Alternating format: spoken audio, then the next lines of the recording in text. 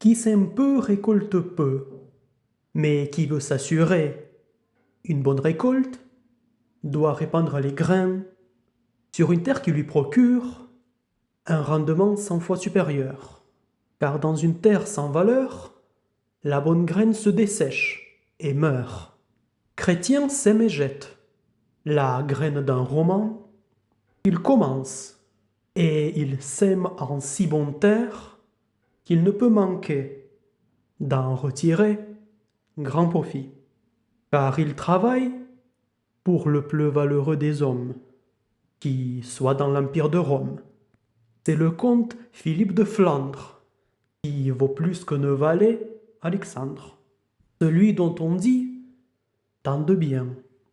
Mais je prouverai que le comte vaut beaucoup plus que celui-ci, qui avait accumulé tous les vices et tous les maux, dont le comte s'est préservé ou purifié.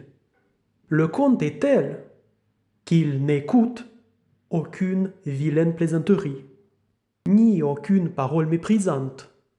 Mais s'il entend médire d'autrui, de n'importe qui, il est contrarié. Le comte aime une justice équitable, la fidélité et la sainte Église.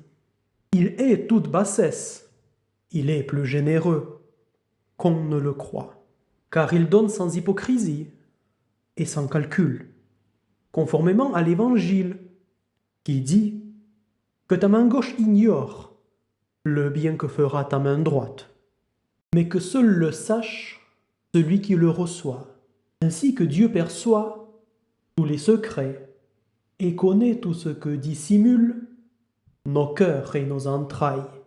Pourquoi est-il dit dans l'Évangile, le bien que tu donnes, cache-le à ta main gauche.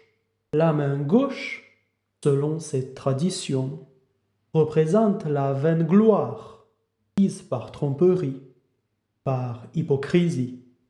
Et la main droite, que représente-t-elle?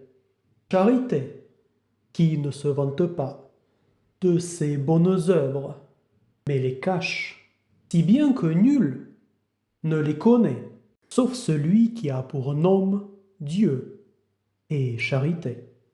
Dieu est charité, et quiconque pratique la charité, selon l'Écriture, saint Paul le dit, et je l'ai lu, vit en Dieu et Dieu en lui. Eh bien, sachez-le, en toute vérité, ils sont conformes à la charité, les dons faits par le bon comte Philippe, car il n'en parle jamais à personne, sauf à son cœur, noble et généreux, qui lui conseille de faire le bien.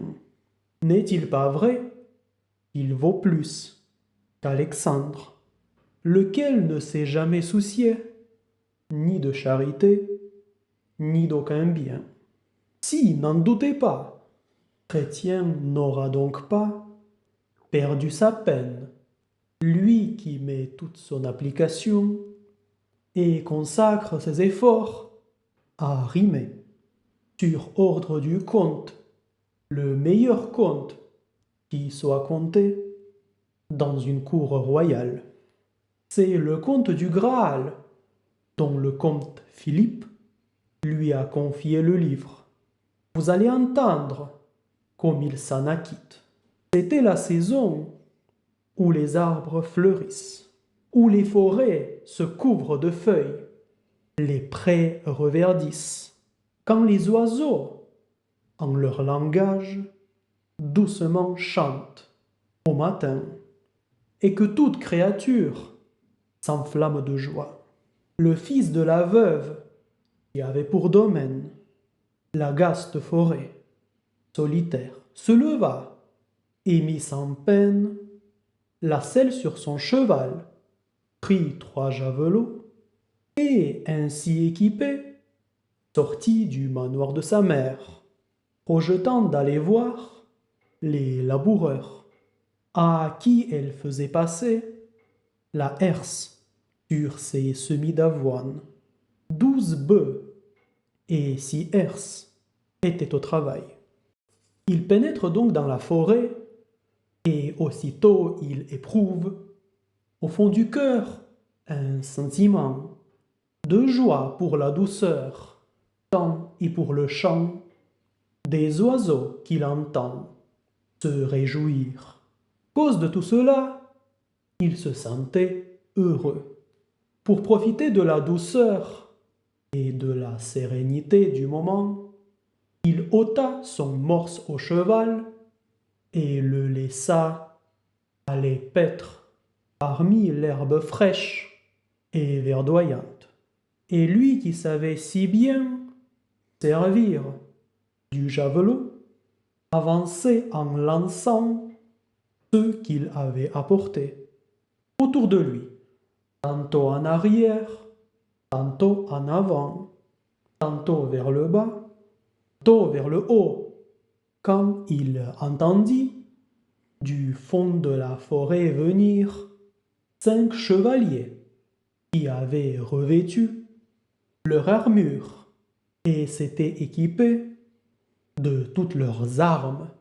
Cela faisait un grand vacarme, car ceux qui approchaient avec leurs armes en heurtaient sans arrêt les branches des chênes et des charmes, et tous les haubers trissaient le bois et le fer des écus et des haubers résonnaient.